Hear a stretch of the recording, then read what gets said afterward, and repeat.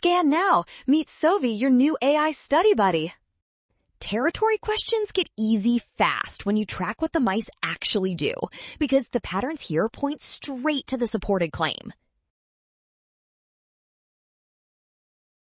First, compare the mice when they are isolated versus when they are separated by a mesh in one shared cage, because the experiment is testing how another male changes urination patterns.